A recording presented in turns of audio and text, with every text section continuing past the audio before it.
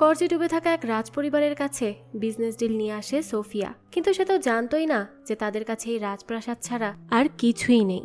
এখন সোফিয়ার জন্য চ্যালেঞ্জ হয়ে দাঁড়ায় মাত্র 6 মাসের মধ্যে এই রাজপ্রাসাদকে নতুন এক রূপ দিয়ে রেস্ট হাউসে পরিণত করা। এরই মাঝে আবার সোফিয়া এবং এই পরিবারের পরবর্তী মহারাজার মাঝে শুরু হয়ে যায় প্রেম কাহিনী, যার আবার আগে থেকেই বিয়ে ঠিক করা ছিল অন্য এক রাজকুমারীর সাথে। এবার এটাই দেখার পালা যে তাদের লাভ স্টোরি কোন দিকে মোড় নেয়, আর সোফিয়া কি পারবে তার চ্যালেঞ্জ পূরণ করতে। তাছাড়া সামনে এই রাজপরিবারের আরো কি কি সিক্রেট খুলতে চলেছে, চলুন সেটাই দেখে আসা যাক। সিরিজের নাম দ্য রয়্যালস। শুরুতেই আমরা শ্রীলঙ্কার একটা সি বিচ দেখতে পাই। সেখানেই আমরা আমাদের আজকের গল্পের নায়িকা সোফিয়াকে দেখতে পাই। তো সে এখানে জগিং করতে করতে আমাদের বলতে থাকে যে সে হচ্ছে ইন্ডিয়ার বেস্ট হসপিটালিটি স্টার্টআপ কোম্পানির সিইও, আর আজ তার একটা বোর্ড মিটিং আছে, যেটা নিয়ে সে একটু টেনশনে ছিল। যাক, তো দৌড়াতে দৌড়াতেই সে সামনে দেখে বিচের এক বিশাল জায়গা ধরে ঘিরে রাখা হয়েছে, তাকে সামনেও এগোতে দেওয়া হচ্ছিল না। তখন সেখানকার এক গার্ডকে সে বলে, একটু খুলে দিন না। গার্ড বলে, না ম্যাডাম, এখানে ভিআইপি শুট চলছে, এখন এটা খুলে দেওয়া যাবে না। সোফিয়া বলে, এটা তো পাবলিক বিচ।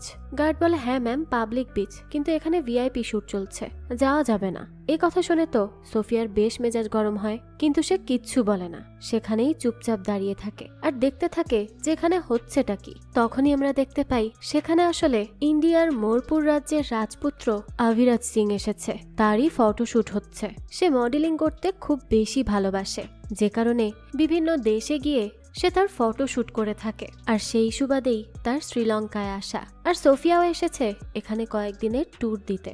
যাক, তো আভিরাজ যখন তার ফটোশুটে ব্যস্ত ছিল, সেই সময় তার ঘোড়াটি একদিকে দৌড়াতে শুরু করে, আর তাকে থামানোর জন্যই সে চেষ্টা করতে থাকে আর বিচের মধ্যেই ছুটতে থাকে। তাকে নিয়ে সবাই ব্যস্ত হয়ে পড়লে এই সুযোগে সোফিয়াও সেই বাউন্ডারি ক্রস করে তার জগিং করতে শুরু করে। সে এত জোরে দৌড়ায় যে আভিরাজের ঘোড়াকেই ক্রস করে যায়। সে আসলে এটা ইচ্ছে করে করছিল, কারণ পাবলিক প্লেসে এসে এরকম ভিআইপি ট্রিটমেন্ট নেওয়া তার মোটেই পছন্দ হচ্ছিল না। তাই সে আভিরাজকে মিডল ফিঙ্গার দেখিয়ে সেখান থেকে চলে যেতে থাকে। তবে আভিরাজ তো তাকে দেখে মুগ্ধই হয়ে যায়, তাই তার এমন কর্মকাণ্ড দেখেও সে হাসতে থাকে। এর মধ্যেই দেখা যায় সোফিয়ার অ্যাসিস্ট্যান্ট তার কাছে দৌড়াতে দৌড়াতে আসে আর বলতে থাকে, ম্যাডাম, বোর্ড মিটিং তো এখন সময় হয়ে গেছে। সোফিয়া তো এটা শুনে বলে, কি বলছো, তুমি আমাকে আগে বলনি কেন? এরপর আর কি, সোফিয়া তখন দ্রুত চলে যায় বোর্ড মিটিং এ অ্যাটেন্ড করার জন্য।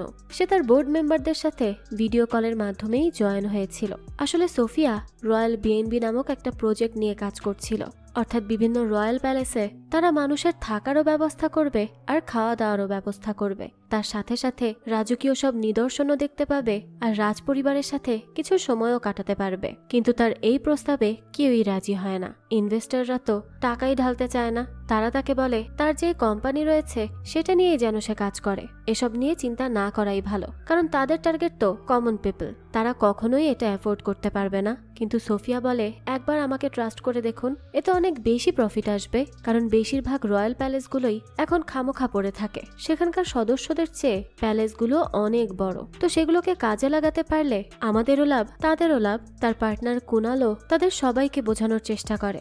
এরপর সে বলে, আচ্ছা ঠিক আছে, আপনারা একটু সময় নিয়ে তারপর জানান। ততক্ষণে সোফিয়া শ্রীলঙ্কায় তার অ্যাওয়ার্ড সেরেমনিটা এনজয় করুক। তো এখানেই আমরা বুঝতে পারি যে সোফিয়া শ্রীলঙ্কায় কেন গিয়েছে। ট্যুর দেওয়ার পাশাপাশি সে এখানে অ্যাওয়ার্ডও নিতে গিয়েছে, কারণ তার নাম ওয়ার্ল্ডের 100 জন ইনফ্লুয়েন্সিয়াল ব্যক্তির মধ্যে রয়েছে, আর সে অনেক ভালো একজন বিজনেসওম্যানও। তাই তাকে শ্রীলঙ্কা থেকে অ্যাওয়ার্ড দেওয়ার জন্য ডাকা হয়।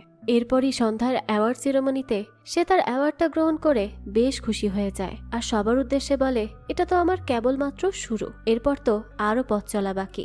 বোঝাই যায় সোফিয়া অনেক বেশি কনফিডেন্ট আর পরিশ্রমী একজন মানুষ।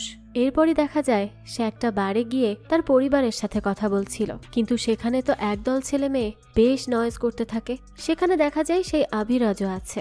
এই আভিরাজ রাজপুত্র হলেও সে অনেক স্বাধীনভাবে চলাফেরা করতে পছন্দ করে, আড্ডা দেওয়া, ঘুরে বেড়ানো, এসবই তার ভালো লাগে। এখানেও সে তাই করছিল, কিন্তু তারা এত জোরে কথা বলছিল যে সোফিয়া তার ফ্যামিলির সাথে কথাই বলতে পারে না। তাই সে তাদের কাছে গিয়ে তাদেরকে বলতে থাকে যে এটা তো আপনাদের ভিআইপি সেকশন, তো আপনাদের কথা তো আমরা সবাই শুনতে পাচ্ছি। এটা একটু প্রাইভেট থাকলে ভালো হয় না? তখনই সোফিয়াকে দেখে অভিরাজ তো চিনতে পেরে যায় আর তাকে বলতে থাকে, তুমি তো সেই সকালের রানার গার্ল, তাই না?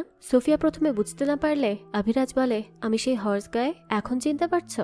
সোফিয়া তখন তাকে চিনতে পারে। এরপরই দেখা যায় অভিরাজ তার সাথে আলাদা করে কথা বলতে আসে। দুজন তো দুজনের সাথে কথা বলতে বলতে অনেক বেশি ইমপ্রেসড হয়ে যায় আর একে অপরের সাথে ফ্লার্ট করতে শুরু করে দেয়। প্রথম দেখাতেই তারা একে অপরের অনেক বেশি কাছে চলে আসে, কিন্তু তারা যখন নিজেদের মতো সময় কাটাচ্ছিল তখনই দেখা যায় অভিরাজের মা আর অন্যদিকে সোফিয়ার পার্টনার কোনাল কল করে।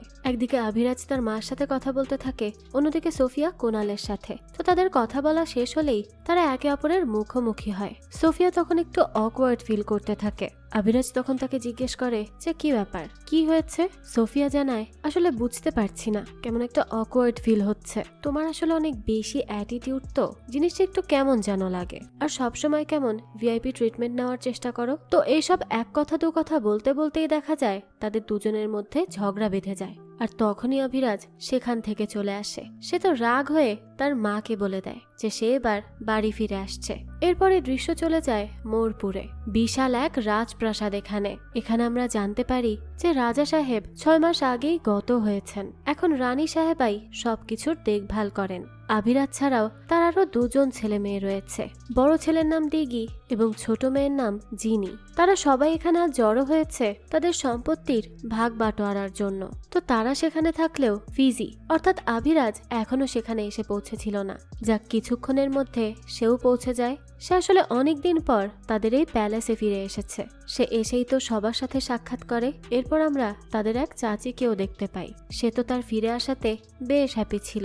যাক, এরপরই উকিলরা রাজা সাহেব কাকে কতটুকু সম্পত্তি ভাগ করে দিয়েছে সেই সবকিছুর ডিটেলস বলতে থাকে। এই পর্যন্ত তো সবাই বেশ খুশিই ছিল, কিন্তু যখনই তারা বলে যে মহারাজ এই রাজবংশের পরবর্তী রাজা হিসেবে অভিরাজ অর্থাৎ ফিজিকেই দায়িত্ব দিয়ে গেছে, এটা শোনার পরই তো ফিজি সহ সবাই অবাক হয়ে যায়। কারণ ফিজির তো কখনোই এসবের প্রতি কোনো ইন্টারেস্ট ছিল না। তবে তার বড় ভাই দিগ্বিজয় অর্থাৎ দিগের এসবের প্রতি সবসময় আগ্রহ ছিল। তাই সে বলতে থাকে, এটা কেমন কথা হলো? তখন ফিজি বলে যে দেখো, আমার এসবের প্রতি কোনো ইন্টারেস্ট নেই, তুমি সবকিছুর দায়িত্ব নিয়ে নিতে পারো। যাক, এরপর রাজার রেখে যাওয়া উইলে আরো বলা হয় যে তার বাকি সব অর্থ সম্পত্তির মালিক হচ্ছে মরিস। এই মরিস নাম শুনে তো সবাই অবাক হয়ে যায়। কেউই তো বুঝতে পারে না এই মরিসটাকে। এমনকি রাজার স্ত্রী পদ্মজাও তো এই ব্যাপারে কিছুই জানতো না। তাই এবার তারা ঠিক করে যে তারা এই মরিস সম্পর্কে খুঁজে বের করবে। তখন তাদের সেই রঙিন মেজাজের চাচি, যাকে তারা মাজি বলে ডাকে, সে বলতে থাকে, যাক কিছু অর্থই তো, সেটা আমাদের না হলেও এই জমিন আকাশ বাতাস সবই তো আমাদের, সমস্যা কি? সেটা তো আমাদের দিয়েই গেছে তোমাদের বাবা, তাই না? এসব বলে সে সিচুয়েশনটা নর্মাল করার ট্রাই করছিল। কিন্তু তখনই সেখানকার উকিলরা বলতে থাকে যে আমি তো আপনাদেরকে একটা কথা বলতে ভুলেই গেছি, আপনাদের তো অনেক বেশি কর্জ রয়েছে। আর এই কথা শুনেই তো ফিজি সেখান থেকে রেগে মেগে বের হয়ে যায়। সে এমনিতে এসব ঝামেলায় পড়তে চাচ্ছিল না, তার উপর এই কর্জ। সবাই তাকে আটকাতে চাইলেও সে তো থামে না। এখান থেকেই দৃশ্য চলে যায় সোফিয়ার কাছে। সে তার সেই প্রজেক্ট নিয়েই কাজ করতে থাকে। ইনভেস্টরদেরকে মানানোর চেষ্টা করতে থাকে যে তারা যদি তার এই প্রজেক্ট নিয়ে কাজ করে তাহলে অবশ্যই সাকসেসফুল হবে, তাদের অনেক প্রফিটও আসবে। তখনই জুবিন নামে একজন সোফিয়াকে 6 মাসের সময় দেয়। আর এই 6 মাসের মধ্যেই তাকে এটা প্রুফ করে দেখিয়ে দিতে হবে যে তাদের এই প্রজেক্টটা আসলেই কার্যকরী। তাহলেই সে এই প্রজেক্টে অনেক বেশি টাকা ইনভেস্ট করবে। 6 মাস অনেক কম সময় হলেও সোফিয়া এতে রাজি হয়ে যায় আর তাদের ডিল ফাইনাল হয়। এরপর থেকে সোফিয়া তার পুরো টিমকে বলে দেয় যে তারা যেন যতগুলো রয়্যাল প্যালেস আছে সবগুলো ডিটেলস তাকে এনে দেয়, আর সেখানকার সব সদস্যদের ডিটেলসও। তো এভাবেই তারা সবাই কাজে লেগে পড়ে। একটা একটা করে রয়্যাল প্যালেসে যেয়ে তাদের কথা বলতে থাকে, কিন্তু কোনোভাবেই কিছু হচ্ছিল না। কোনো না কোনো ঝামেলা বেঁধেই যাচ্ছিল। এরপরে দৃশ্য চলে আসে সেই মোরপুর প্যালেসে, যেখানে পদ্মজা তার ভাবিসার সাথে কথা বলছিল। তাদের কথাবার্তা থেকে আমরা বুঝতে পারি যে তাদের এত বিশাল প্যালেস থাকলেও তাদের আর্থিক অবস্থা খুবই শোচনীয়। এই নিয়েই সে চিন্তা করতে থাকে। আর সে এটাও বলে, বাচ্চারা এখান থেকে যে কোনো জায়গায় চলে যাওয়ার আগেই আমাদের রাজ্য অভিষেকের ব্যবস্থা করতে হবে। তখন সেই মাজি বলে, ঠিক আছে, সবই করবে, কিন্তু নিজের কথাও একটু চিন্তা করো। এরপরে আমরা ফিজিকে দেখতে পাই। দেখা যায় সে মহল ছেড়ে কোথাও যায়নি, শুধু একা একা কিছুটা সময় কাটাতে চায়। সে তখন তার বাবার কথা মনে করতে থাকে যে ছোটবেলায় তার বাবা তাকে কিভাবে আদর করত। সে তাকে ভালোবেসে একটা ঘোড়াও উপহার দিয়েছিল। আজ সে সেই ঘোড়াটির কাছে এসে সেটাকে আদর করতে থাকে আর তার বাবার কথা মনে করতে থাকে। অন্যদিকে আমরা ডিগিকে দেখি যে তার বাবার উপর অনেক বেশি রেগেছিল, কারণ তার বাবা মারা যাওয়ার আগে এই সবকিছুর দায়িত্ব ফিজিকে দিয়ে গেছে, যে এতদিন বাইরে বাইরে ঘুরে বেরিয়েছে। এসব নিয়েই সে তার রাগ ঝাড়তে থাকে। যাক, এখান থেকে দৃশ্য চলে যায় পরের দিন। দেখা যায় সবাই একসাথে খেতে বসেছে। এখানে পদ্মজা বলতে থাকে যে আমাদের তো অনেক কর্জ, এই সব কিছুর সমাধান কিভাবে বের করব। তখন ফিজি বলে কোনো না কোনো সমাধান হয়ে যাবে, আমি তো নিউ ইয়র্ক চলে যাব। পদ্মজা এটা শুনে বলে না, কেউ কোথাও যাবে না, আগে এখানে সমস্যা সমাধান করতে হবে, তারপর দেখা যাবে। তখন ফিজি বলে তাহলে আমাদের এই মতিবাগ বেচে দাও। তার এই কথা শুনে তো সবাই অবাক হয়ে যায়, কারণ তাদের মোরপুরের এই মতিবাগ প্যালেস তাদের প্রাচীন ঐতিহ্য বহন করে চলে, আর তার বাবাও এই প্যালেসটা অনেক বেশি পছন্দ করত। কিন্তু ফিজি বলে এই প্যালেস এখন অনেক বেশি পুরাতন হয়ে গেছে, এর দেয়াল যে কোনো সময় ধসে পড়তে পারে, তখন কি করবে? তার থেকে এটাকে সেল করে দেওয়াই কি ভালো নয়? কিন্তু তার এই কথা তো কেউ মানতে রাজি না। তো এর মধ্যেই কথা বলতে বলতে সেই মাজি বলে ওঠে যে এই ডাক্কারিটা কে বানিয়েছে, অনেক বেশি টেস্টি হয়েছে, এই ডাক্কারির শেফের হাতে তো জাদু আছে। এই কথা শুনে তো ডিগি বেশ খুশি হতে থাকে, কারণ সেই এটা রান্না করেছিল। সে আসলে সবার থেকে লুকিয়ে এই কাজ করত, তার রান্না করতে বেশ ভালো লাগতো। আর আজ মাজির এই প্রশংসা শুনে সে তো একেবারে খুশিতে গদগদ। তো তখনই ফিজি আবার জিজ্ঞেস করে ওঠে যে তোমরা কি সেই মরিসের কোনো খবর পেলে? তখন পদ্মজা বলে না, আমি তো খোঁজ করছি, শুধু আমাকেই তোমরা কেন প্রেশারাইজ করছো, নিজেরাও চেষ্টা করো। তখন ডিগি বলে আমি একজনকে পেয়েছি, মানে একটা কোম্পানি যারা আমাদেরকে সাহায্য করতে পারবে। ঠিক এরপরই দেখা যায় সোফিয়া তার পুরো টিম নিয়ে চলে আসে মোরপুরের এই রাজবাড়ি মতিবাগে, আর তাদের কথাই ডিগি বলেছিল। তারা এসেই তো পুরো মহল দেখতে থাকে, তবে মহলের অবস্থা খুব একটা ভালো ছিল না। তাই সোফিয়া বলতে থাকে আমাদের তো খরচাটা একটু বাড়িয়েই করতে হবে। যাক, তো তারা এবার পুরো প্যালেস ঘুরে ঘুরে দেখতে থাকে। তারপরে তাদের ডিগির সাথে দেখা হয়। তারা তো জানতো যে রাজা চলে যাওয়ার পর ডিগি যেহেতু সবকিছুর দায়িত্ব নিয়েছে, তার মানে সেই হয়তো মহারাজা। তাই তারা তার সাথে এই প্যালেস নিয়ে তাদের প্ল্যানের কথা বলতে থাকে। ঠিক সেই সময়ই সেখানে এসে উপস্থিত হয় ফিজি। তাকে দেখেই তো সোফিয়া একেবারে চুপ হয়ে যায়। সে তো তাকে অবাক হয়ে দেখতে থাকে, কারণ সে তো জানতো যে ফিজি বা আভিরাজ একজন ভিআইপি কেউ, কিন্তু সে যে এই মহলেরই একজন সদস্য তা সে জানতো না। যাক, তো এখানেই তারা একে অপরের সাথে পরিচিত হয়। প্রথম সাক্ষাতের দিন তারা কেউই জানতো না যে তারা দুজন কি করে বা তাদের প্রফেশন কি, তবে আজ তারা একে অপরের সম্পর্কে ভালো করে জানতে পারলো যে আভিরাজ বা ফিজি একজন মহারাজা আর সোফিয়া এক বড় কোম্পানির সিইও। এখন তো এই মহলকে বাঁচাতে হলে তাদের দুজনকেই একসাথে কাজ করতে হবে। সামনে এটাই দেখার পালা যে এই মহল সামলাতে গিয়ে তাদের দুজনের মধ্যে আর কি কি হতে চলেছে। যাক, এর পরই দেখা যায় যে রাজমহলের সব কর্মচারীরা পুরো মাসের বিল নিয়ে আসে ফিজির কাছে আর তাকে দেখাতে থাকে। সে তো এসব দেখে খুবই অবাক হয়ে যায় যে শুধু পানির বিলই 10 লাখ টাকা। সে বলতে থাকে এত টাকা পানির বিল কিভাবে আসে? তারপরে গিফট, এত গিফট কিসের? তখন কর্মচারীরা জানায় মহলে যত গেস্ট আসে তাদেরকে তো দিতে হয়। দেখা যায় যে মহলে এমন কিছু খরচা করা হয় যার কোনো প্রয়োজনই নেই। নামি দামি পেইন্টিংস কেনা, নর্মাল দুধের বদলে বাদামের দুধ খাওয়া, অপ্রয়োজনীয় সাজসজ্জা, যার মধ্যে রানী সাহেবের ডায়মন্ডের নেকলেসও ছিল। তখন তো সবাই তার দিকে তাকায়। সে তখন তার ডায়মন্ডের নেকলেসে হাত দিয়ে বলতে থাকে সবাই আমার দিকে কেন তাকিয়ে আছো? আমি এই মহলের রানী, আমার কি এতটুকু শখ থাকতে পারবে না? আর তাছাড়া এটা একটা প্রথাও। তো এরকম অনেক উল্টোপাল্টা জিনিস দেখে তো আভিরাজ অর্থাৎ ফিজির মেজাজি গরম হয়ে যায়। সে এরপর বলতে থাকে যে না, আমাদের এই মহলের কর্মচারী কমাতে হবে, নাহলে কোনোভাবেই হবে না, খরচ দিনকে দিন আরো বাড়তে থাকবে। এই বলে সে চলে যেতে নিলেই ডিগি তাকে বলে যে ঠিক আছে, তাহলে আমাদের গাড়িগুলোও চালানো বন্ধ করে দাও, ওগুলো আমরা সেল করে দিই। এই কথা শুনে ফিজি বলতে থাকে তাহলে আমি এয়ারপোর্টে কিভাবে যাব? কাল আমার ফ্রেন্ডরা আসবে। তখনই আমরা দেখতে পাই এর পরদিন ফিজির ফ্রেন্ডরা আসলে তাদেরকে এয়ারপোর্ট থেকে ঘোড়ার গাড়িতে করে রাজমহলে নিয়ে আসা হয়। এরপর দেখা যায় রাজবাড়ির সব গাড়িগুলো বেচে দেওয়া হচ্ছিল। ঠিক তখনই সোফিয়া ফিজির কাছে আসে আর তাকে বলতে থাকে আমাদের তো ডিলটা নিয়ে কথা বলতে হতো। কিন্তু ফিজি বলে আমি তো আজকে বিজি, আমার ফ্রেন্ডরা এসেছে। তখন সোফিয়া বলে আমরা তো তোমাদেরকে টাকা দিচ্ছি, এখানে অনেক টাকার ডিল হবে, এতে তোমাদেরই লাভ। এইসব বলতে থাকলে তো ফিজি বেশ ভাব নিতে থাকে যে তাদের টাকা পয়সার কোনো দরকার নেই। কিন্তু সেই সময় একটা লোক এসে বলতে থাকে স্যার, ওই গাড়িটাও বেচে দিন, আরো বেশি টাকা পাওয়া যাবে। তখনই তো বেচারা ফিজির সব ভাব বের হয়ে যায়, তাই সে চুপচাপ সেখান থেকে চলে যায়। এরপরই দেখা যায় রানীর পছন্দের পেইন্টিংসগুলোও সব বিক্রি করে দেওয়া হচ্ছিল। তাদের এই মহলের অবস্থা এতটাই খারাপ ছিল। কিন্তু এই নিয়ে তো রানী সাহেবার মনটা বেশ খারাপ ছিল, কারণ এই সব পেইন্টিংস সে খুব শখ করে কিনেছিল। যাক, তো এখান থেকে দৃশ্য চলে যায় এই মহলের খাস কর্মচারী গিরিধারের কাছে। দেখা যায় সে অন্য 2 কর্মচারীকে বিদায় জানাচ্ছে, কারণ এই মহলে এখন এত কর্মচারীও রাখা সম্ভব নয়। তখন এই ব্যাপারটা সোফিয়াও দেখে ফেলে, তাই সে গিরিধারের কাছে এসে বলে যে বুঝতে পারছি আপনাদের কেমন লাগছে। দেখুন, মহলের এই অবস্থা কিন্তু আমরা সবাই মিলেই ঠিক করতে পারি, তাই আপনার আমাকে একটু সাহায্য করতে হবে। সেই জন্য সবার প্রথমে আমাকে এই মহলের সদস্যদেরকে কাছ থেকে জানতে হবে। আপনি কি আমাকে সাহায্য করবেন? গিরিধারও তখন রাজি হয়ে যায়। এরপরই দেখা যায় যে ফিজি যখন তার ফ্রেন্ডদের নিয়ে সময় কাটাচ্ছিল, তখনই সেখানে সোফিয়া তার টিমকে নিয়ে চলে আসে। এটা দেখে তো ফিজির একটু রাগই হয়। সে গিরিধারকে জিজ্ঞেস করলে গিরিধার বলে তারাও এখানকার গেস্ট, তারা এখানে আসতেই পারে, এটা প্রথা স্যার। ফিজি তখন আর কিচ্ছু বলতে পারে না। তো এরপরই দেখা যায় যে সেখানে তো আর একজন মহিলা চলে আসে, যার সাথে সোফিয়া সেই অ্যাওয়ার্ড সেরেমনিতে দেখা হয়েছিল।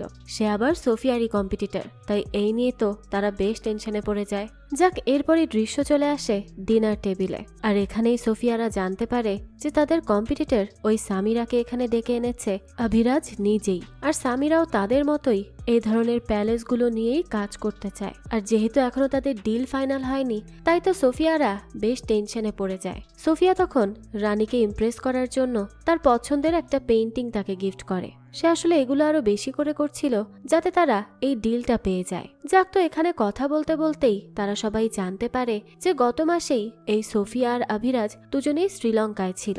এই কথা উঠলেই তো তারা দুজনেই বেশ অকওয়ার্ড ফিল করতে থাকে, তাই অভিরাজ কথা ঘুরিয়ে ফেলে। আচ্ছা, এখানে একটা কথা বলে রাখি, অভিরাজকে অনেক সময় আমি ফিজি বলছি, কারণ তার পরিবারের লোকজন তাকে ফিজি বলেই ডাকে, এটা তার ডাক নাম। তো ফিজি অর্থাৎ অভিরাজ বলতে থাকে যে এখানে তো সামিরা এবং সোফিয়া দুজন আছে, তারা দুজনই বেশ ভালো কাজ করে, তাহলে কেন না কাল তাদের মধ্যে একটা কম্পিটিশন হয়ে যাক, যে আমাদেরকে বেশি ইমপ্রেস করতে পারবে তাকে এই মহলের ডিল দিয়ে দেওয়া হবে। এই কথা শুনে তো সোফিয়ার মোটেও ভালো লাগে না, কিন্তু সামিরা তো বেশ কনফিডেন্ট ছিল। আর এই জিনিসটা ডিগিরও ভালো লাগে না, কারণ ডিগি সোফিয়াদেরকে ডেকে এনেছিল। তো ডিনার শেষেই সোফিয়া ডিগির সাথে আলাদাভাবে কথা বলে আর তাকে বলতে থাকে এগুলো কি হচ্ছে, তুমি তো বলেছিলে যে ডিল একেবারে ডান, শুধু একটু কথাবার্তা আর ফর্মালিটিস পূরণ করলেই হয়ে যাবে, এখন আবার এটা কাকে নিয়ে আসলে তোমরা? ডিগি তখন বলে দেখো, আমি তো কিছু করিনি, এগুলো সব অভিরাজের কাজ, ওর মাথায় একটু গন্ডগোল আছে, বাদ দাও তো। তখন সোফিয়া বলতে থাকে যে দেখো ডিগি, আমাদের কাছে বেশি সময় নেই, আর আমি আমার বোর্ড মেম্বারদেরকেও আর অপেক্ষা করাতে পারবো না, তাই দয়া করে কিছু একটা করো যাতে আমরাই এই ডিলটা পাই। ডিগিও তো এবার তার মতো করে চেষ্টা করতে থাকে, তার ভাই বোনদেরকে এটা ওটা দেখিয়ে বোঝানোর চেষ্টা করে। সে তাদেরকে এমন একটা ঘরে নিয়ে যায় যেখানে অনেক বছর ধরে বাদুড়ের বসবাস। এখানে এসে তো তারা থাকতেই পারছিল না, এত বাজে গন্ধ। তখন ডিগি বলে এই বাদুড়ের পুপ বিক্রি করেই আমরা টাকা ইনকাম করছি, বুঝছো কি বাজে অবস্থা হয়েছে আমাদের। তো তখনই অভিরাজ বলতে থাকে আচ্ছা ঠিক আছে, বুঝতে পেরেছি, এখন বলো তো কি বলতে চাচ্ছ। তখন ডিগি বলে যে দেখো, এখান থেকে বের হতে হলে ওই সোফিয়াই আমাদের বাঁচাতে পারবে, এই সামিরা টামিরাকে এখান থেকে বের করো তো। কিন্তু অভিরাজ তো এতে রাজি হয় না। পরে তারা 3 ভাই বোন এই ডিসিশনই ফাইনাল করে যে কাল সামিরা এবং সোফিয়া দুজনেরই কম্পিটিশন হবে, যে তাদেরকে বেশি ইমপ্রেস করতে পারবে তাদের সাথে এই ডিল ফাইনাল হবে। তো এরপরের দৃশ্যে দেখা যায় যে অভিরাজ তার বিদেশি গার্লফ্রেন্ডের সাথে একটু টাইম পাস করছিল, কিন্তু তখনই লাইট চলে যায় আর সেখানেই গিরিধার চলে আসে আর অভিরাজকে জানায় যে রানী সাহেবা তাকে ডাকছে। অভিরাজ তখন তার গার্লফ্রেন্ডকে বিদায় জানিয়ে তার মার কাছে চলে আসে। সেখানে আবার ঠিকই বিদ্যুৎ ছিল। তো তখন তার মা তাকে বলতে থাকে যে তুমি এরকম একটা মেয়ের সাথে একই রুমে থাকতে পারো না। তখন আরেকজন বলে সে যদি তোমার গার্লফ্রেন্ড হয়ে থাকে তাহলে তাকে বিয়ে করে নাও। কিন্তু অভিরাজ জানায় ও আমার গার্লফ্রেন্ড না, এটা একটা সিচুয়েশনশিপ, যেখানে সবকিছুই থাকবে কিন্তু সম্পর্কে কোনো বাধা ধরার নিয়ম থাকবে না। রানী সাহেবা তো এসবের কিছুই বুঝতে পারে না। আসলে এইসব আজকালকার ছেলে মেয়ের চিন্তাধারা, যা রানী সাহেবারা বুঝতেই পারে না। যাক, এখান থেকে দৃশ্য চলে যায় পরদিন সকালে। দেখা যায় সোফিয়া তার অতীতের কিছু কথা মনে করে বেশ আপসেট হতে থাকে, যেই কাহিনী হয়তো আমরা ধীরে ধীরেই জানতে পারবো। যাক, তো এরপরই দেখা যায় সোফিয়া এবং সামিরার প্রেজেন্টেশন দেয়া শুরু হয়ে যায়। তারা তাদের কথাগুলো সবার সামনে রাখতে থাকে, কিন্তু এই প্রজেক্টে সামিরা তাদেরকে বলে যে তারা এই প্যালেস দিয়ে কিছু করতে চাইলে তাদেরকে যে প্যালেস ছাড়তে হবে। স্বাভাবিকভাবেই এতে কেউই রাজি হয় না। আর অন্যদিকে সোফিয়া সোফিয়া বলে যে তারা চায় এই প্যালেসের সদস্যদেরকে সাথে নিয়েই তাদের যাত্রা শুরু করতে, অর্থাৎ তারা এই মহলেই থাকতে পারবে। তাদের এই প্রজেক্টের জন্য তাদেরকে বাইরে যাওয়ার প্রয়োজন নেই। এই কথা শুনে তো রানী সাহেবা সহ সবাই বেশ খুশি হয়ে যায়। আর এই প্রজেক্টের ডিল সোফিয়া দেরি হয়ে যায়। সোফিয়া তো এতে বেশ খুশি ছিল। তো এই খুশিতেই দেখা যায় আজকে এই মহলে বেশ সুন্দর করে ডিনারের আয়োজন করা হয়। আর এখানেই আমরা জানতে পারি যে সোফিয়ার বিজনেস পার্টনার কোনাল একসময় তার বয়ফ্রেন্ড ছিল, কিন্তু অতিরিক্ত কাজের প্রেসার তাদের মধ্যে দূরত্বের সৃষ্টি করে দেয়। তাই এখন কোনাল তাকে পছন্দ করলেও সোফিয়া আর এসব নিয়ে অত একটা চিন্তা করে না। সে এখন কাজ নিয়ে ব্যস্ত থাকতে পছন্দ করে। যাক, এখানে আমরা জানতে পারি যে আভিরাজ কাল চলে যাচ্ছে, তাই তার একটা ফেয়ারওয়েল পার্টি হচ্ছে। এ কারণে সোফিয়ার টিমমেটরা বলতে থাকে, চলো না আমরাও সেখানে যাই। তারা তো এখন থেকে আমাদের বিজনেস পার্টনার, তাদের সাথেও আমাদের সম্পর্কটা ভালো করা উচিত। সোফিয়াও তো এতে রাজি হয়ে যায়। এরপরে আমাদেরকে ডিগিকে দেখানো হয়। সে তো রান্নাঘরেই ছিল, রান্না করা তার একটা সিক্রেট প্যাশন। তো সেই সময় তার বোন জিনি চলে আসে, আর সে এসেই তাকে বলতে থাকে, কাল তো ফিজি চলে যাচ্ছে, চলো ওর ফেয়ারওয়েল পার্টিতে যাই। এরপর দুই ভাই বোনও সেখানে চলে আসে। সবাই তো এই পার্টিতে বেশ এনজয় করছিল। আর এখানেই দেখা যায় আভিরাজ আর সোফিয়া একে অপরের প্রতি কিছু একটা ফিল করে। দূর থেকে তারা একে অপরকে দেখতে থাকে। তখনই আভিরাজ সোফিয়ার কাছে আসে। টুকটাক কথা বলতে বলতেই হঠাৎ একটা গান বেজে ওঠে। সোফিয়া তো এই গান শুনেই বেশ এক্সাইটেড হয়ে যায়, আর আভিরাজকে বলতে থাকে যে এই গানটা আমার মা বাবার অনেক ফেভারিট ছিল। এই বলেই সে ডান্স করতে থাকে। আভিরাজও তখন তার সাথে ডান্স করতে শুরু করে। দুজন মিলে এই মোমেন্টগুলো বেশ এনজয় করতে থাকে। তো এরপর সোফিয়া তাকে বলতে থাকে, আসলে সেদিন আমরা দুজনকে বুঝতে একটু বেশি তাড়াহুড়ো করে ফেলেছিলাম, সেদিনের জন্য সরি। তো আবারও তাদের দুজনের মধ্যে সব ঝামেলার মিটমাট হয়ে যায়। কিন্তু তখন আভিরাজ সোফিয়াকে একটা প্রশ্ন জিজ্ঞেস করে যে সে তখন কেন বলল যে এই গানটা তার মা বাবার প্রিয় গান ছিল। এই কথা জিজ্ঞেস করতেই সোফিয়া কেমন যেন হয়ে যায়। সে ওই শোরগোলের থেকে একটু দূরে সরে আসে। আভিরাজ এটা খেয়াল করে, তাই সেও তার কাছে আসে। তো এখানে এসে সে কিছু বলতে যাবে, তার আগেই সোফিয়া তার নিউ ইয়র্ক যাওয়া নিয়ে একটা দুইটা কথা বলতে থাকে। আর এই এক কথা দু কথাতেই তাদের মধ্যে আবারও তর্ক বিতর্ক হয়ে যায়। সেই সময় আবার ডিগি এসে আভিরাজকে স্টেজে নিয়ে চলে আসে আর বলতে থাকে, কাল তো তুই চলে যাবি, আজকে একটা ফেয়ারওয়েল স্পিচ হয়ে যাক। তখনই আভিরাজ সবাইকে অবাক করে দিয়ে বলতে থাকে যে আমি আর নিউ ইয়র্ক ফিরে যাচ্ছি না, আমি এখানেই থাকবো সবার ফেভারিট মহারাজা হয়ে, আর আমি আমার সব দায়িত্বও পালন করব এখন থেকে। এরপরই পার্টি শেষে সোফিয়া সেখান থেকে চলে যেতে নিলে আভিরাজ তার পেছন পেছন যায় আর তাকে ডেকে বলে যে সোফিয়া, তুমি কি একবারও জিজ্ঞেস করবে না যে আমি নিউ ইয়র্ক যাওয়া কেন ক্যান্সেল করলাম? এর উত্তরে সোফিয়া বলে, কারণ তুমি আমাকে এখান থেকে ভাগাতে চাও, রাইট? আভিরাজ তখন আর কিচ্ছু না বলে তার কাছে চলে আসে। সোফিয়াও তো তখন তার সামনে একেবারে গলে যেতে থাকে, কিন্তু একটু পরই সে নিজেকে সামলে নেয় আর সেখান থেকে দৌড়ে চলে আসে তার রুমে। তখনই দেখা যায় কুনাল সেখানে আসে। সেও এসে সোফিয়ার অনেক কাছাকাছি চলে যায়, কিন্তু একটু পরই দেখা যায় হুট করে সোফিয়ার ঘুম ভাঙে। আর আমরা বুঝতে পারি এটা সোফিয়ার স্বপ্ন ছিল। সে হয়তো এখন এই কোনাল আর আভিরাজ দুজনের মধ্যে কনফিউজড। যাক, সকালে ঘুম থেকে উঠেই তো সোফিয়ার মাথাটা খারাপ হয়ে যায়, কারণ মহলের সুয়ারেজ পাইপ লিক করে গেছে। এটা নিয়ে তো সে অনেক বেশি টেনশনে পড়ে যায় যে এখন সে কি করবে, কারণ অলরেডি মহলের মেরামতের কাজ চলছে।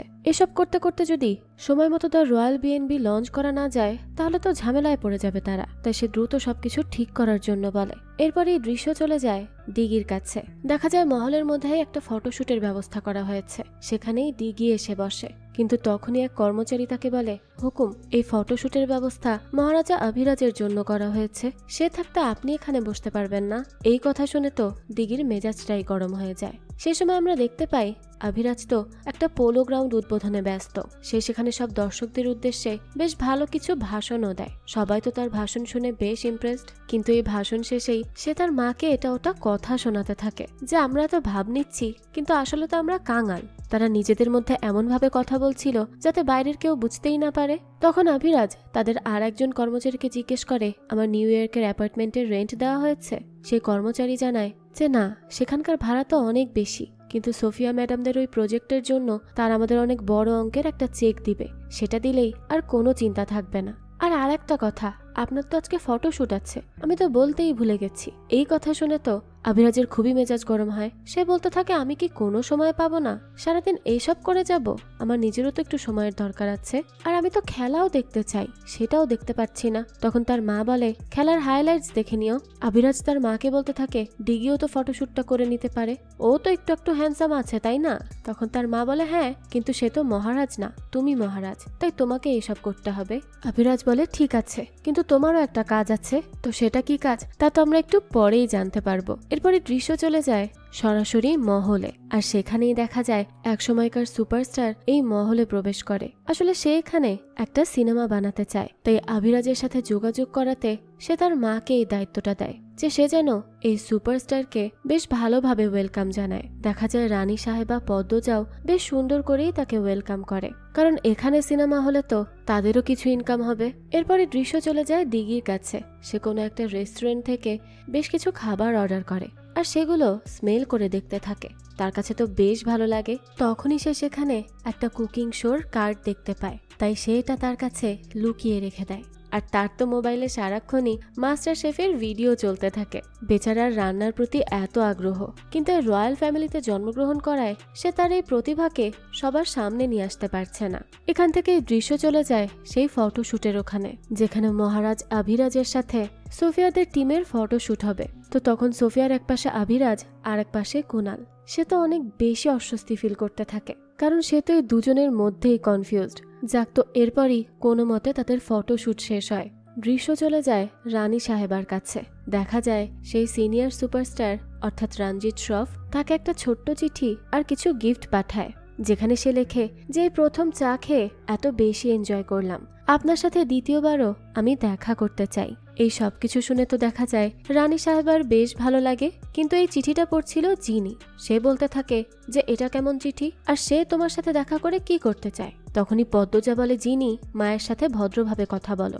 জিনি তখন বলে, আরে এই লোক একজন রানীর সাথে কিভাবে কথা বলতে হয় সেটাই তো জানে না। তখনই রানী সাহেবার বান্ধবী বলে, আরে রানীর সামনে তো কত কত রাজা মহারাজার আদব চলে যায়, সেখানে তো উনি বক্স অফিস সম্রাট, সে কিভাবে নিজেকে সামলাবে? এটা শুনেই তো জিনি আর রানী সাহেবা দুজনেই হাসতে থাকে। এরপরে দৃশ্য চলে যায় সোফিয়াদের কাছে। তারা সবকিছু বেশ ভালোভাবে পর্যবেক্ষণ করছিল। তখন তার এক টিমমেট তাকে বলতে থাকে, এখানে তো এমনিতেই সব দেয়াল ড্যাম হয়ে আছে, তার উপর পানির পাইপ, সুয়ারেজ পাইপও ফেটে ফেটে গেছে। এই সবকিছু মেরামত করতে অনেক খরচা হয়ে যাবে।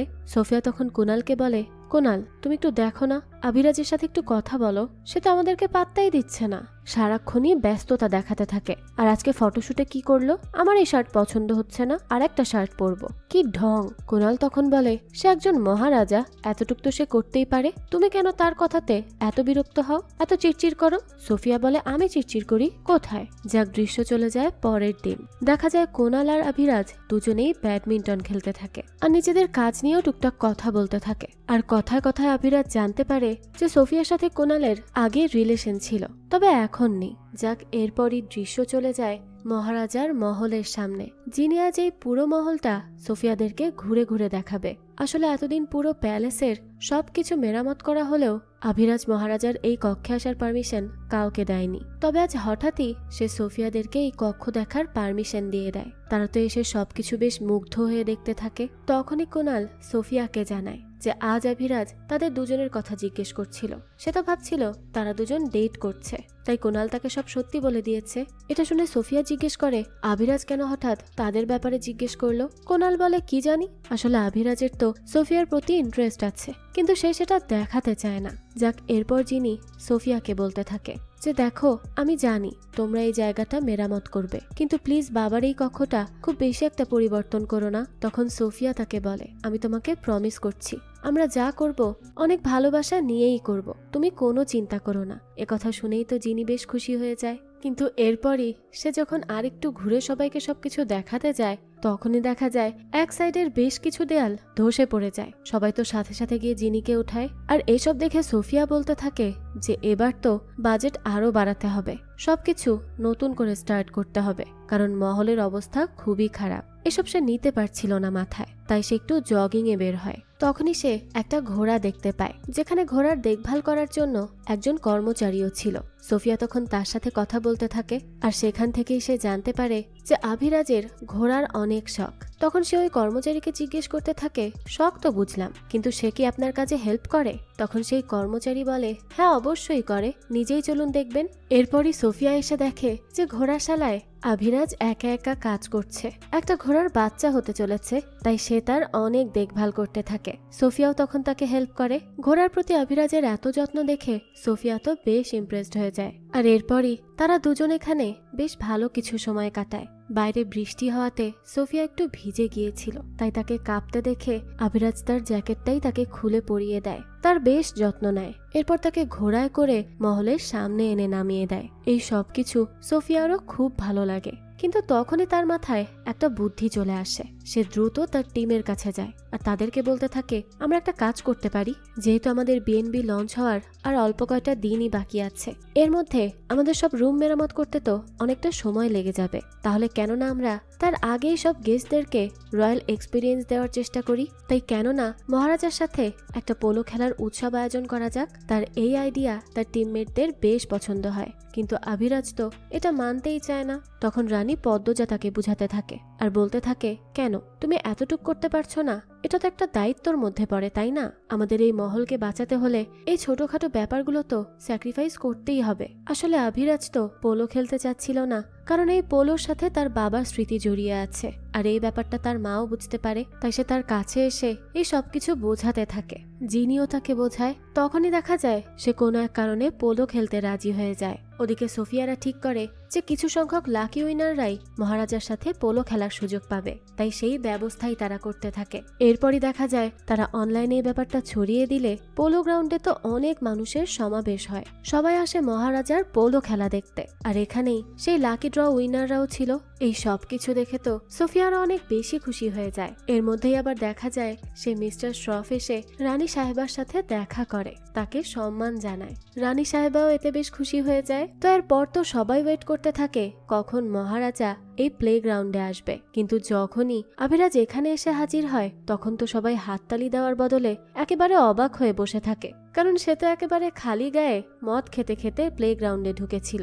সে আসলে ইচ্ছে করে এসব করছিল, যাতে করে তাকে দিয়ে আর কোনো কিছু করানো না হয়। সোফিয়ার তো এসব দেখে খুবই মেজাজ খারাপ হয়। যাক, তো কি আর করার। এরপরই পোলো খেলা শুরু হয়ে যায়।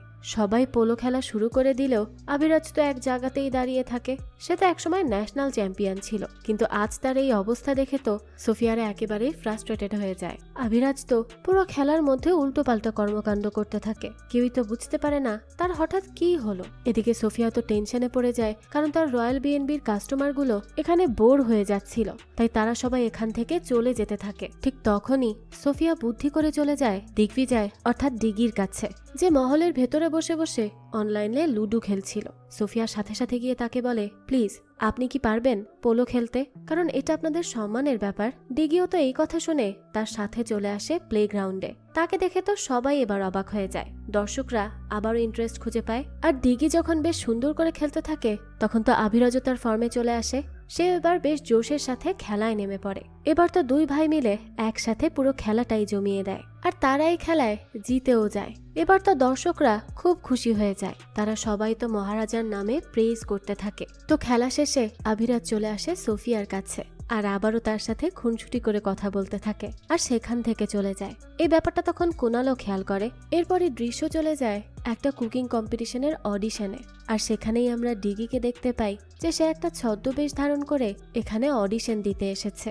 এরপরই দেখা যায় দিঘি চলে যায় তার বাবার কামরায়। এত বছর পর সে এখানে এসেছে। সেখানে এসেই সে তার বাবার স্মৃতিচারণ করতে থাকে। তার বাবার সাথে কোনো একটা কারণে মনোমালিন্য হওয়াতেই সে তার পোলো খেলা ছেড়ে দিয়েছিল, কিন্তু তার বাবা তাকে বলেছিল সে যেন রাগ করে তার খেলাটা না ছাড়ে। সেসবে আজ সে মনে করতে থাকে। তখনই তার কাছে ফোন আসে আর তাকে জানানো হয় রয়্যাল বিএনবি থেকে চেক চলে এসেছে, তার নিউ ইয়র্কের অ্যাপার্টমেন্টের ভাড়াও দেওয়া হয়ে গেছে। এখান থেকে দৃশ্য চলে যায় রানী সাহেবার কাছে। সে মিস্টার শ্রফের সাথেই সময় কাটাচ্ছিল। বোঝাই যায় তারা একে অপরকে পছন্দ করতে শুরু করেছে। এদিকে আবার দেখা যায় যে জিনির সাথে সোফিয়াদেরই আর এক টিমমেটের বেশ সখ্যতা বাড়তে থাকে।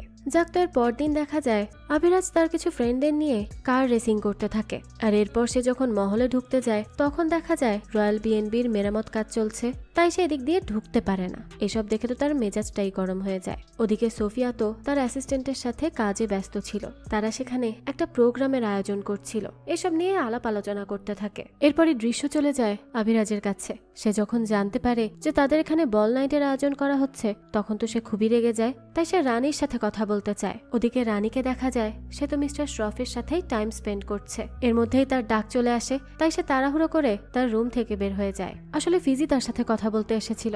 আসলে কাল বল পার্টিতে অনেক রাজ্যের থেকেই মানুষ আসবে, কিন্তু ধনদিজরা কেন আসছে সেটা নিয়ে আভিরাজের প্রবলেম ছিল, কারণ সেখানে আয়েশা নামে একটি মেয়ে রয়েছে যাকে আভিরাজের মোটেই পছন্দ না। তখন তার মা বলে সমস্যা কি, সে সুন্দর আছে, সুশীল আছে। যাই হোক, আভিরাজ সেই বল পার্টিতে কোনোভাবেই আসতে চায় না। তখন তার মা তাকে অনেকভাবে বোঝানোর চেষ্টা করে যে এই বল পার্টিতে তোমার অ্যাটেন্ড করাটা অনেক বেশি ইম্পর্টেন্ট। যদি রয়্যাল বিএনবি না চলে তাহলে তো আমাদেরও সমস্যা। তার মা আভিরাজকে তখন এটাও বোঝায় যে দেখো, সোফিয়ার মতো একজন সাধারণ মেয়ে তোমার সাথে যায় না। তার মা খুব ভালো করেই বুঝতে পারছিল যে তার ছেলে সোফিয়াকে পছন্দ করে, তাই সে এই কথা বলে। এ কারণেই সে তাকে কাল বল নাইটে সেই আয়েশার উপর বেশি ফোকাস দিতে বলে। আভিরাজের কথাটা পছন্দ না হলেও সে আর কিচ্ছু বলে না, সেখান থেকে চলে যেতে নেয়। কিন্তু তখনই তো সে মিস্টার শ্রফ ভেতর থেকে রানীকে ডেকে ওঠে। এতেই তো রানী লজ্জা পড়ে যায়। আভিরাজ তখন আর কিচ্ছু না বলে সেখান থেকে চলে যায়। এদিকে ডিগিকে দেখি আমরা, সে তার বানানো একটা ডিশ নিয়ে চলে আসে তাদের মহলের শেফের কাছে আর তাকে বলতে থাকে আমার একটা ফ্রেন্ড কুকিং অডিশনে নাম দিয়েছে, আপনি চাইলে তার ডিশটা ট্রাই করে দেখতে পারেন। শেফ তো সেটা টেস্ট করে বেশ ইমপ্রেসড হয়ে যায় আর আগামী দিনের পার্টিতে এই ডিশই সবাইকে সার্ভ করতে চায়। এই কথা শুনে তো ডিগিও বেশ খুশি হয়। এদিকে আভিরাজ সুইমিং পুলে সাঁতার কাটছিল, সেই সময় সোফিয়া তার কাছে আসে তার সাথে কিছু কথা বলার জন্য। সে বলতে থাকে আমাদের প্রোগ্রামের রয়্যাল গেস্টরা একটু কম আসছে, আপনি যদি সবাইকে ইনভিটেশন পাঠিয়ে দেন তাহলে তাদের সংখ্যা একটু বাড়তে পারে, যেটা আমাদের জন্যই ভালো। তার এই কথা শুনেই তো আভিরাজ বলে ঠিক আছে। আভিরাজ এত সহজে এই কথা মেনে নিবে সেটা তো সোফিয়া বিশ্বাসই করতে পারে না। তো এরপরে আভিরাজ বলে যে কাল ধনদিজও আসবে তাই না, আমি তাহলে আসবো না। এই কথা শুনে তো সোফিয়া প্যানিক করতে থাকে, বলতে থাকে এটা তুমি কিভাবে করতে পারো, আমরা সবকিছু অ্যারেঞ্জ করে ফেলেছি, প্লিজ এমনটা করো না। তুমি পোলো ইভেন্টেও ঝামেলা করেছিলে, সেটা আমরা কোনোভাবে ম্যানেজ করে নিয়েছি, এবার অন্তত এসব করো না। তখন আভিরাজ বলে ধন্দি পরিবারের আয়েশা ধন্দি আমার এক্স ছিল, তাই এটা আমার জন্য অনেক বেশি এম্বারেসিং। এই কথা শুনেই তো সোফিয়া বলতে থাকে হ্যাঁ তো কি হয়েছে। তখন আভিরাজ বলে আমার মা চায় আমাদের বিয়েটা হয়ে যাক, কিন্তু আমি এটা চাই না। আর রাজ পরিবার বাদে সাধারণ কোনো কুমারী মেয়েকে খুঁজে পাওয়াটাও অনেক বেশি টাফ হবে, আর এইসব ট্রেডিশনস আমার একদমই পছন্দ না। সোফিয়া তখন বলে ঠিক আছে, তাহলে তোমার জন্য যেটা সহজ হয় তুমি সেটাই করবে। তো এরপর সোফিয়া বলে আমি তোমার সিচুয়েশন বুঝতে পারছি, তবে প্লিজ আমাকে এই কাজে একটু হেল্প করো, তাহলে তো আমাদের দুজনেরই লাভ তাই না। আভিরাজও যেতে যেতে বলে ঠিক আছে আমি হেল্প করব, কিন্তু কোনো প্রমিস করতে পারছি না। এই বলেই সে সেখান থেকে চলে যায়। এরপরে দৃশ্য চলে আসে রাতের বেলা। আভিরাজ তার ছোটবেলার কাহিনী মনে করতে থাকে, যেদিন তার বাবা তাকে বলেছিল যে সে তার মার সাথে সেপারেশনে যেতে চায়। যদিও ব্যাপারটা তাদের মধ্যেই থাকবে, কিন্তু এই ব্যাপারটা সে কোনোভাবেই মেনে নিতে পারেনি। তাই সে বলতে থাকে তোমার যা ইচ্ছা তুমি সবসময় তাই করো। এই বলে সে যখন চলে যেতে থাকে তখন তার বাবা তাকে একটা কথা বলেছিল যে রাজারা সবসময় নিজে যেটা চায় সেটা করে না, মানুষ যেটা চায় সেটাই করে। এই কথাটা নিয়েই আভিরাজ ভাবতে থাকে। দৃশ্য চলে আসে সকালবেলা, সবাই তো প্রোগ্রাম নিয়ে ব্যস্ত। সোফিয়া তখন কোনোভাবে ম্যানেজ করে আয়েশা ধন্দির সেই প্রোগ্রামে আসা আটকায়, আর এই খবর আভিরাজ পাওয়ার পর তো সে খুশি হয়ে যায়। সেদিন সন্ধ্যাবেলাতেই দেখা যায় একে একে সব গেস্টরা আসতে থাকে। সবাই তো বেশ জাঁকজমকপূর্ণ পোশাক পরে এসেছিল। আভিরাজও তখন দূর থেকে সোফিয়াকে দেখতে থাকে। যাক, এরপর এখানে সবাই মিলে এনজয় করতে থাকে। ওদিকে ডিগি তো চলে যায় শেফের কাছে আর তাকে জিজ্ঞেস করে কি ব্যাপার, সেই ডিশটা কি সার্ভ করা হচ্ছে না। শেফ জানায় না, শেফ আসলে বুঝতে পেরে গিয়েছিল যে ওই ডিশটা ডিগি বানিয়েছিল, তো ডিগির ডিশ সার্ভ করা হচ্ছে না এটা দেখে তার মনটা খারাপ হয়ে যায়। সে শেফকে জিজ্ঞেস করে সে কেন মিথ্যা প্রেজ করেছিল। শেফ জানায় সে রাজকুমার, তাকে তো প্রেজ করতেই হয়। তখন ডিগি তাকে জিজ্ঞেস করে আচ্ছা আমি কি শেফ হতে পারবো না। তখন সেই শেফ তাকে জানায় যে না, পারবেন না, কারণ আপনার খাবারের মধ্যে অনেক কিছুর কমতি আছে। এই সবকিছু শুনে ডিগির মনটাই খারাপ হয়ে যায়। দৃশ্য আবারও চলে আসে পার্টিতে। তখন মিস্টার শফ তো বারবার রানীকে জিজ্ঞেস করতে থাকে, তুমি বম্বে আসবে তো? রানী একটু ইতস্তত বোধ করলেও তাকে বলে যে ঠিক আছে, আমি আসবো। এই বলেই সে সেখান থেকে চলে যায়। এরপরই এখানে দেখা যায় আভিরাজ সোফিয়ার সাথে ডান্স করতে থাকে। তারা বেশ সুন্দর করে ডান্স করছিল আর অনেক বেশি এনজয় করছিল। তখন আভিরাজ তাকে বলতে থাকে যে একজন কমন গার্লও যে অনেক কিছু করতে পারে, তুমিই তার প্রমাণ। এই বলে সে তার প্রেইজ করতে থাকে। সেও তখন আভিরাজের প্রশংসা করতে থাকে। কিন্তু সেই সময় সবাইকে অবাক করে দিয়ে দেখা যায় সেখানে প্রিন্সেস আয়েশা ধন্দি চলে আসে। এটা দেখেই তো আভিরাজ সাথে সাথে সোফিয়ার দিকে তাকায়। সোফিয়া তখন বলতে থাকে, বিশেষ করে আমি তো কনফার্ম করেছিলাম যে আয়েশা এখানে আসবে না, কিন্তু কিভাবে এসব হলো আমি নিজেও বুঝতে পারছি না। কিন্তু আভিরাজ তো তার কোনো কথাই শোনে না, সেখান থেকে রাগ দেখিয়ে চলে যায়। তো এই আয়েশাকে এখানে আনার পেছনে হয়তো রানী সাহেবার হাত রয়েছে, কারণ সে তো চায় তার ছেলে এই আয়েশাকেই বিয়ে করুক। তো আভিরাজ তো আর এসব বুঝতে পারে না, সে তো রাগ দেখিয়ে আয়েশার সাথে ডান্স করতে শুরু করে। আর সোফিয়া যেহেতু আভিরাজকে পছন্দ করতে শুরু করেছিল, তাই তার এসব দেখে একেবারেই ভালো লাগছিল না। এর মধ্যেই আবার অ্যানাউন্স করা হয় যে তারা দুজন কাপল হতে চলেছে। আর তখনই তো সব মিডিয়া তাদেরকে ফোকাস করতে শুরু করে। আর এই সবকিছু অ্যানাউন্স করতে বলেছিল কুনাল। রানী সাহেবাই তাকে এই কাজ দিয়েছিল। কিন্তু এই সবকিছুতে বিরক্ত হয়ে আভিরাজ সেখান থেকেই চলে যায়। সোফিয়াও তো বুঝতে পারে না সে এখন কি করবে, তাই সেও আভিরাজের পেছন পেছন যায়। কিন্তু সে তো তাকে খুঁজে পাচ্ছিল না। এর মধ্যেই কুনাল চলে আসে সেখানে। সোফিয়া বলতে থাকে, কুনাল তুমি এটা কি করলে? কুনাল তখন বলে, ওই মেয়েটা তো আভিরাজের এক্স গার্লফ্রেন্ড। সোফিয়া বলে, হ্যাঁ আমি জানতাম, এ কারণে আমি তার আশা আটকেছিলাম। কুনাল বলে, বাহ, আমিও এই কোম্পানির একজন, তুমি আমাকে বলার কোনো প্রয়োজনই মনে করলে না। আর আভিরাজের সাথে কি তোমার আগে দেখা হয়েছিল? আমাকে সত্যি করে বলো। তো সোফিয়া এবার সবকিছু সত্যি সত্যি তাকে বলে দেয়। যদিও তাদের দুজনের ব্রেকআপ হয়েছিল, কিন্তু কুনাল এখনো সোফিয়াকে পছন্দ করত। তাই এই ব্যাপারটা তার মোটেও ভালো লাগে না। আর এখানে তাদের দুজনের মধ্যে এক কথা দুই কথা নিয়ে অনেক বড় একটা ঝামেলা লেগে যায়। তাই কুনাল রাগ করে সেখান থেকেই চলে যায়। সোফিয়া তো তখন অনেক বেশি ভেঙে পড়ে যে সে এখন কি করবে। এদিকে আভিরাজ যখন একা দাঁড়িয়েছিল তখনই আয়েশা আসে তার কাছে। আর এখানে এসেই আয়েশা তাকে কিস করে বসে। আভিরাজও আর কিছুই বলে না, সে আসলে তার ফিলিংস নিয়ে খুবই কনফিউজড। তবে এখন এটাই দেখার পালা যে এর পরবর্তীতে কি হতে চলেছে।